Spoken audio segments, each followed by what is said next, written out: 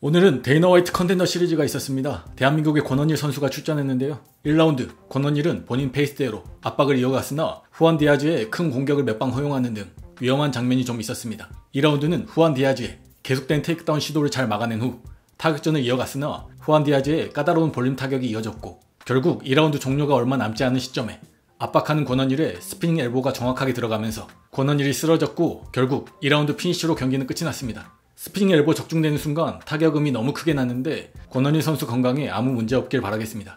지난달 황희수 선수에 이어 권원일 선수까지 데이너 화이트 컨텐더 시리즈에서 고배를 마시게 되는데요. UFC 입성하는 게 정말 쉽지 않다는 게 다시 한번 느껴집니다. 한편 이 경기를 본 알저메인 스털링은 트윗으로 다음과 같이 반응했습니다. 나만 빼고 다들 스피닝 엘보 KO 시키는 거야? What the hell? 뭔데 진짜? 라고 얘기했습니다. 최근 루론 머피와 칼로스 프라치스가 멋진 스피닝 엘보 KO 승을 거뒀는데요. 스털링은 지난 오르테가와의 경기에서 스피닝 엘보를 적중시키긴 했지만 본인 팔꿈치만 다쳐서 위와 같은 장난스러운 트윗을 남긴 걸로 보입니다. 또한 UFC 라이트급 파이터 테렌스 맥키니는 디아즈의 쩌는 스피닝 엘보는 진짜 존나 미쳤다 라고 얘기했습니다. 또한 유명 MMA 유튜버 MMA 구루는 디아즈가 엄청난 스피닝 엘보 KO를 만들어냈어. 라운드 종료 직전에 권을 상대로 완전 떡시신 KO를 만들어냈어. 또 하나의 쩌는 경기였다. 권이 경기 전 트래시 토크를 엄청 했는데 결국 맷집 차이로 디아즈에게 발려버렸어. 데이나 당장 계약해라. 컨텐더 시리즈는 진짜 미쳤다. 1년에 한 시즌 더 해야 돼. 라고 얘기했고 한국 파이터들을 디스하기도 했습니다. 한국 유망주들은 트래시 토크 좀 자제할 필요가 있어. 경기 때 보면 항상 허약하고 약해 보이고 멋져 보이려 아우라 파밍이나 하려다 발리더라. 지역 대회에서 좀 이긴 아시아 파이터들은 이게 만만한 줄 알아. 근데 그렇지 않아. 서양엔 괴물들 천지야. 여긴 레벨 자체가 달라. 라고 얘기했습니다. 경기 전 프로모 영상에서 권원일 선수는 빨리 나를 이기지 못하면 그는 케이지 안에서 피를 흘리고 있을 거니까. 상대는 스킬이 없어요. 걔는 그냥 작은 육각형일 뿐입니다. 턱이 좋고 체력이 좋아요. 그리고 포기하지 않는 정신 하나 있다는 것 빼고는 나머지 스킬은 제가 훨씬 더 압도적이라고 생각하고 있습니다. 후안 디아즈와의 경기는 2라운드 안에 피니시 날 거예요. 그리고 만약에 상대가 턱이 좋다면 3라운드 내내 제가 얼굴을 두들겨 패줘가지고 한국인들 기다려 주십시오. 제가 돌아왔습니다. 프리티보이는 네버 다입니다. 라는 멘트를 남겼는데요. 이 영상을 보고 MMA 구루가 저런 트윗을 남긴 것 같고 지난 유주상 선수의 경기도 있었기 때문에 싸잡아서 한국인 유망주라고 표현하는 듯합니다. 한편 승리한 후안 디아즈는 경기 후 인터뷰에서 말하길 권원일이 압박할 거란 걸 알고 있었어. 걘 엄청 압박을 하고 있었고 들어오고 있었어. 1라운드 때 할 수 있겠다 싶었고 2라운드에는 제대로 마친 거지 라고 얘기했습니다. 또한 계약을 발표하는 순간 데이너 화이트가 다음과 같은 말을 했습니다. 후안 디아즈 어딨어? 후안 진짜 완전 놀라웠어. 잘 들어. 오늘 ESPN 하이라이트 1위가 네가 아니라면 ESPN은 진짜 개 엉터리인 거야. 오케이? 후안 디아즈 UFC에 온 걸 환영한다 라고 얘기했습니다. 또한 데이너 화이트는 이벤트가 끝나고 기자회견도 진행했는데요. 권원일 선수와 후안 디아즈의 경기를 언급했습니다. 먼저 KO당한 아시아 파이터를 다시 부를 가능성이 있냐는 질문에 데이나는 션셜비가 그러더라고. 디아즈는 멕시코 PI에서 완전 하이프되고 있는 선수래. 반면 그 한국 선수는 우리가 패배한 선수 중 유일하게 컨텐더 시리즈에 들여온 케이스야. 왜냐면 걘 원챔피언십 타이틀전까지 갔던 선수거든. 그리고 션은 사실 그 한국 파이터가 이길 거라 생각했대. 하지만 결과는 열어봐야 아는 거니까. 하지만 그게 바로 오늘 밤 같은 순간. 그리고 컨텐더 시리즈를 하는 재미지. 한국 선수들은 그런 엘보에 힘들어 하더라고 라고 얘기했습니다. 또한 데이나는 이 컨텐더 시리즈를 1년에 10번만 하는 게 아쉽다며 가능하면 1년 내내 매주라도 하고 싶다 얘기했고 컨텐더 시리즈가 앞으로 파라마운트에서 방영될 것이라 얘기하기도 했습니다. 또한 UFC 미드급 랭킹 7위 카이오 버알류가 내년 호주 대회에서 뛰고 싶다 얘기했습니다. 2026년 2월에 호주에서 대회가 열린다고 들었어. 로버트 휘테커 네 홈타운에서 한판 붙는 거 어떻게 생각해? 라고 얘기했습니다. 내년 2월에 호주 대회 넘버링이 확정 난다면 아마도 볼카가 메인 이벤트로 뛰고 휘테커가 코메인으로 가는 것도 좋을 것 같긴 한데요. 휘테커는 랭킹 8위에 2연패 중이고 카이오 버알류는 랭킹 7위에 지난 시합에서 졌으니 적절한 매치업인 것 같긴 합니다. 또한 UFC 패드급 파이터 멜큐자일 코스타가 스파링에서 할로웨이를 시전했고 지난 UFC 브라질 이벤트에서는 헌터에게 직접 경기를 요청하기도 했습니다. 한번 보시죠.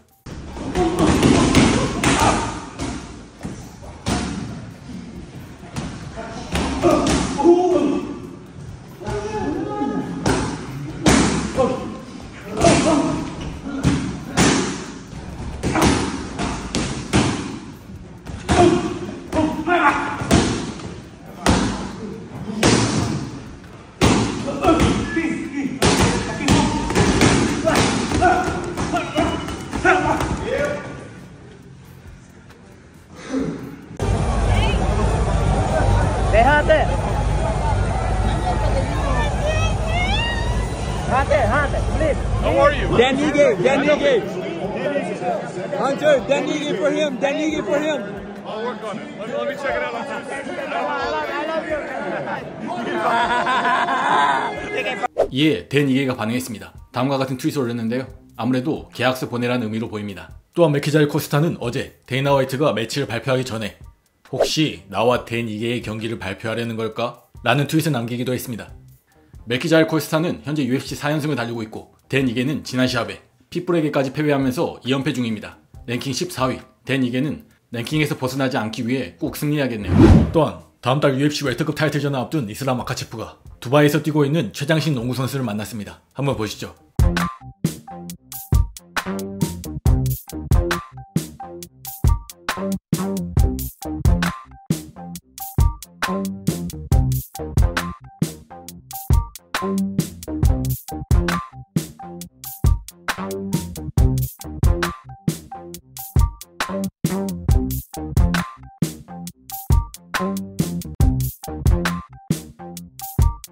Короче, моя рука.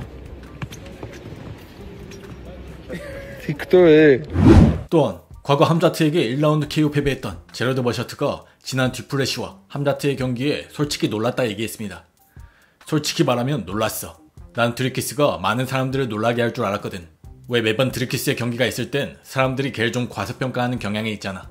그래서 난 오케이, 드리키스는 진짜 크고 힘이 세잖아. 이런 생각이 들었어. 물론 함자트에게 감정이 있다거나 그런 건 아니었고 단지 오케이, 네가 웰터급 파이터들을 상대로 힘들어했던 걸 본 적이 있다. 이런 마음이었지. 물론 그게 우스만이나 길버트 번즈의 그래플링 실력이 얼마나 좋은지를 보여주는 걸 수도 있고 근데 함자트가 문제가 있었다 까진 아니더라도 걔네 상대로도 완전히 눌러놓진 못했잖아. 근데 드리키스처럼 훨씬 크고 힘이 더 센 애를 어떻게 눌러둘 수 있겠어? 이런 생각이었지. 그 경기가 모두의 취향은 아닐 수 있다는 걸 이해해. 하지만 드리키스가 그동안 어떻게 올라왔는지 어떤 식으로 이겨왔는지를 고려해봤을 때 그런 드리키스를 상대로 치마에프가 그런 압도적인 모습을 보여준 건 정말 대단했어. 이제 치마에프의 반대픽은 다시는 할 수가 없겠더라. 앞으로 치마에프가 누군가와 싸운다고 해도 내가 그 반대픽을 할 일은 없을 것 같아. 헤비급이랑 붙는 게 아닌 이상 말이야.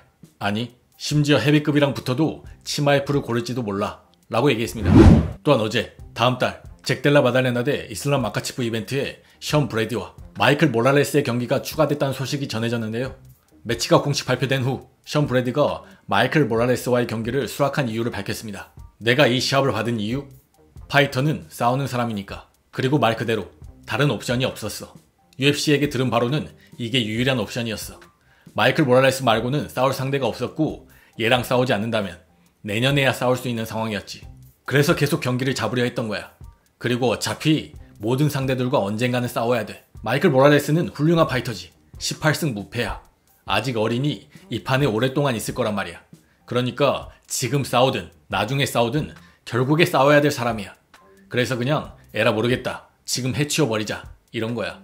리온을 이긴 직후에 이런 치고 올라오는 젊은 파이터와 싸우는 건 리스크를 감수하는 거야. 일단 얘를 이기면 타이틀샷이 내 거라는 걸 부정할 수 없게 될 거야. 그걸 내가 증명하려는 거야. 날 부정할 수 없게 만들어서 UFC가 나한테 타이틀샷을 줄 수밖에 없게 만들 거야. 난 그냥 기다리지 않을 거야 브로. 그냥 앉아서 기다리지 않을 거고 UFC에 완벽한 매치업 같은 건 없어.